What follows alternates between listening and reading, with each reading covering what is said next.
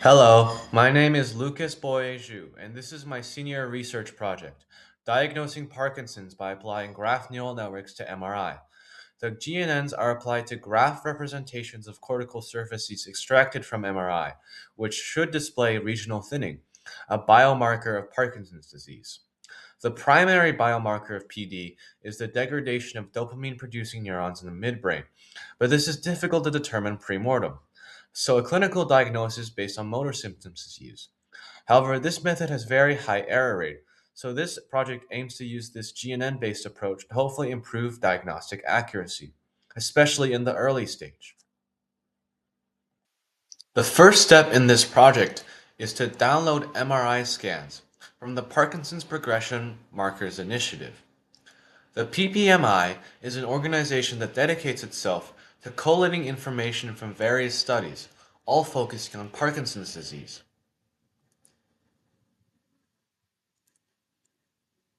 Afterwards, these scans are passed through the FreeSurfer pipeline, which extract the cortical surfaces as a geometric mesh.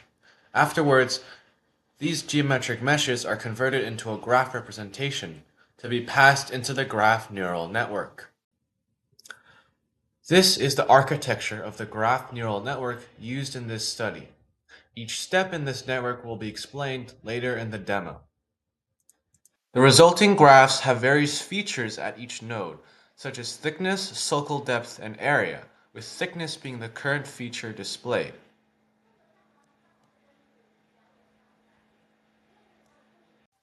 Nodes in the same geometric face are connected via edges.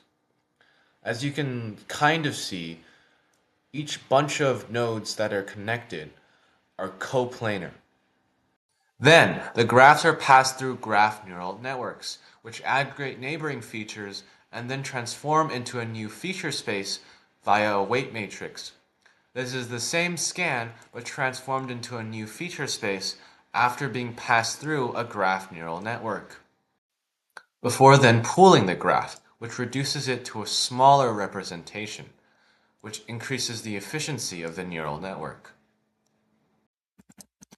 Then, a final representation is formed of the mean-max features at each step, and then it is passed into the fully connected layers for classification. The GNN classifies each scan as either control, prodromal, or PD. Control means the patient is perfectly healthy, prodromal means the patient is showing early signs of degradation, and PD means that the patient is fully diagnosed with Parkinson's disease.